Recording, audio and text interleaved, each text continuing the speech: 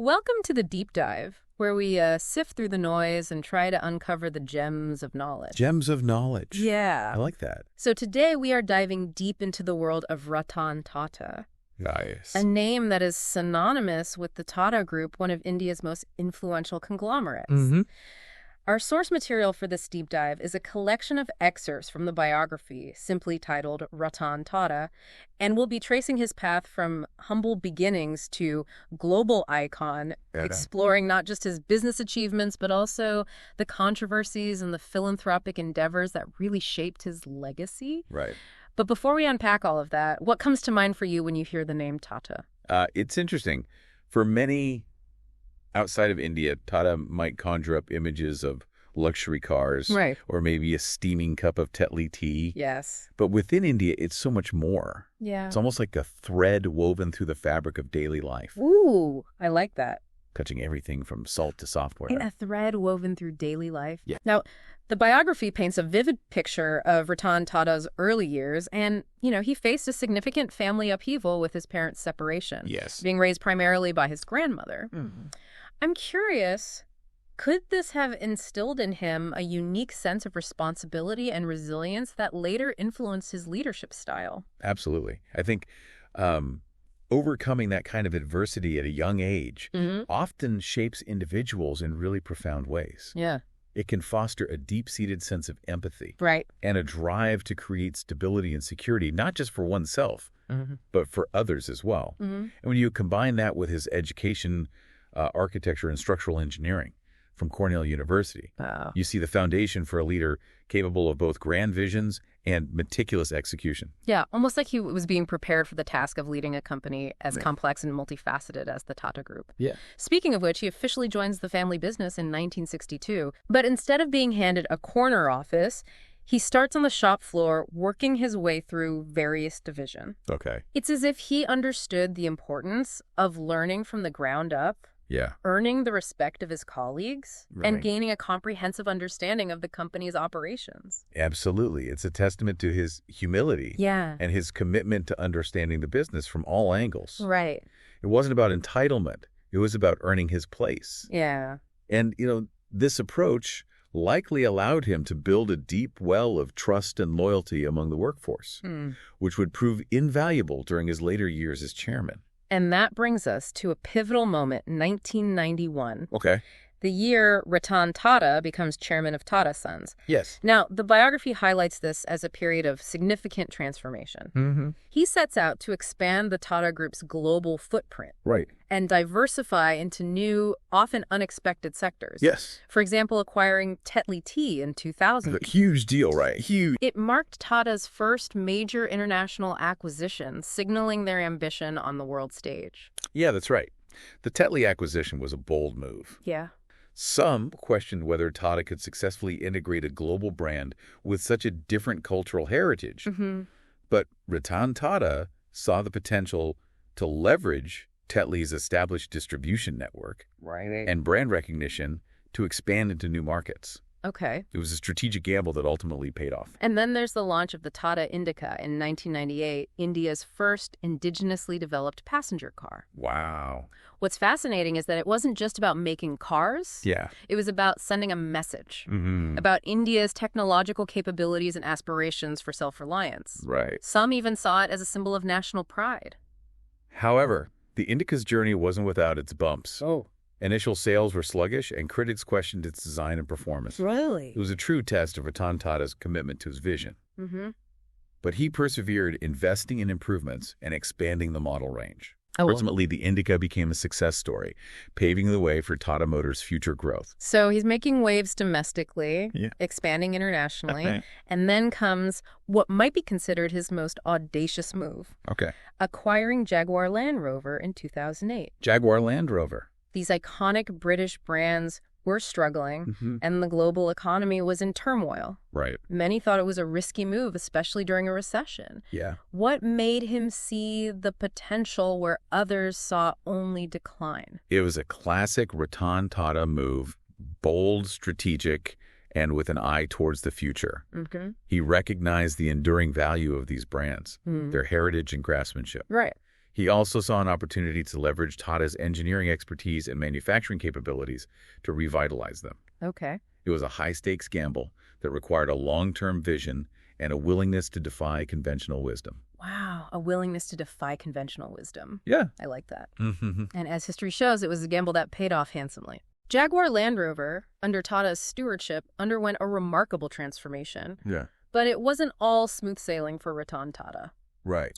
The biography also delves into some of the controversies that tested his leadership, like the Singur episode in West Bengal.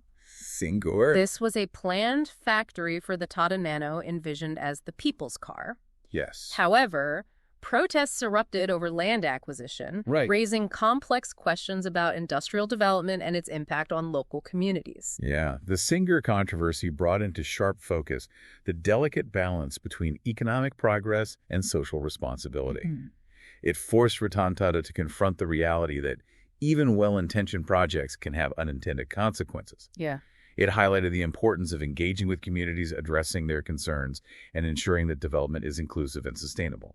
It seems like a stark lesson in how even the most meticulously planned projects can be derailed by a lack of understanding of the social and political landscape. Yes. And speaking of navigating complex situations, the biography also touches upon the Tata-Mistry dispute. Oh. It was a very public and protracted legal battle that captivated the Indian business world. Yes. Cyrus Mistry, who succeeded Ratan Tata as chairman, was later ousted, leading to years of legal wrangling. What insights can we glean from this very public boardroom drama? Well, the Tata-Mistry dispute, while messy and controversial, provided a valuable glimpse into the inner workings of a massive conglomerate like the Tata Group.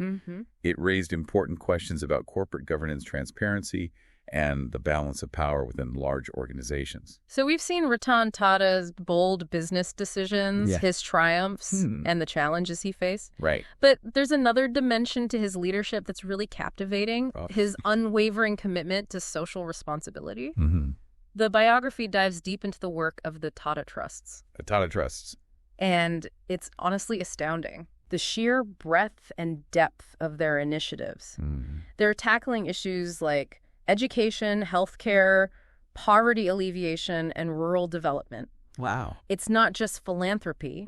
It's woven into the very fabric of the Tata Group's identity. What's truly remarkable is that this commitment to social good isn't a recent phenomenon. Yeah. It's deeply rooted in the Tata Group's history, dating back to its founders. Ratan Tata, during his tenure, not only continued this tradition, but significantly amplified it. Okay. Under his guidance, the Tata Trust became a force for positive change across India, impacting millions of lives. And his personal generosity is equally striking. Yeah. The biography mentions his substantial pledge to combat the COVID-19 pandemic in India. Oh, wow. In a time of crisis, he stepped up in a truly remarkable way, showing a level of personal commitment that you don't always see from business leaders. It really speaks to his character, doesn't it? It does. It's not just about leading a successful business. It's about using that success to make a real difference in the world. Right. And that's where I think Ratan Tata's legacy truly shines. It's this idea of compassionate capitalism. Yeah.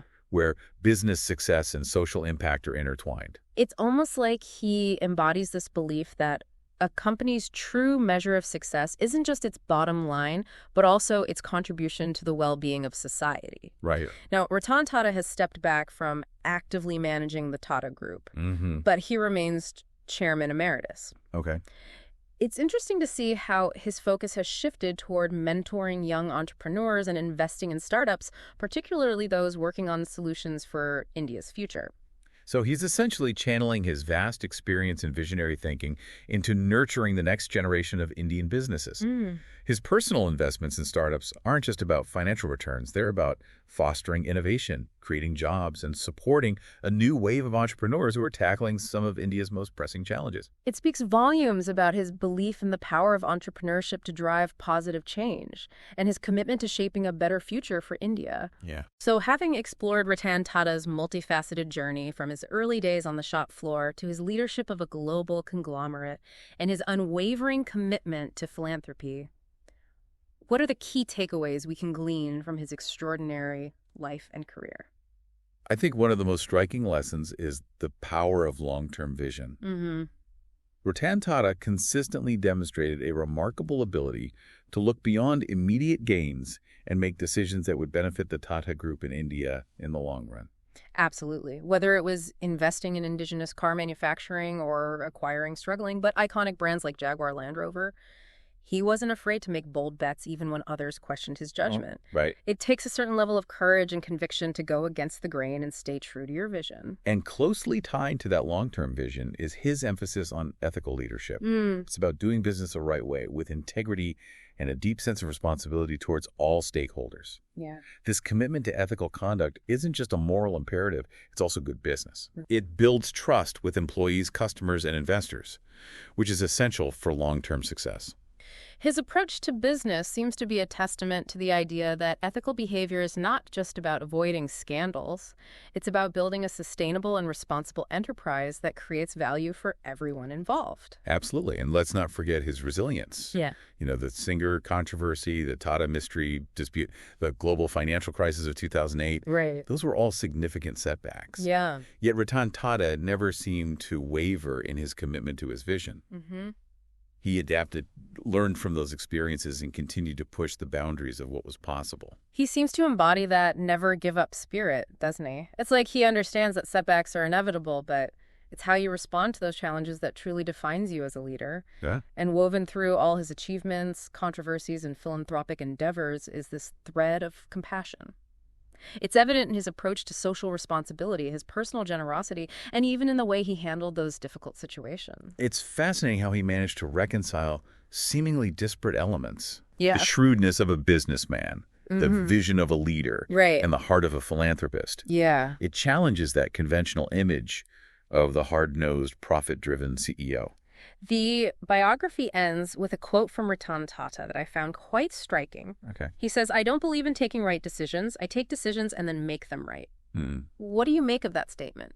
I think it speaks to a certain boldness, a willingness to act decisively, and then commit fully to making those decisions work. Yeah. It's not about being paralyzed by the fear of making the wrong choice. Right. It's about having the courage to make a choice. Right. And then having the tenacity to see it through. It's a powerful message, isn't it? That even in the face of uncertainty, we need to have the courage to act, to learn, and to adapt. Yeah. We can't always predict the outcome, but we can control our response to the challenges that inevitably arise. Exactly.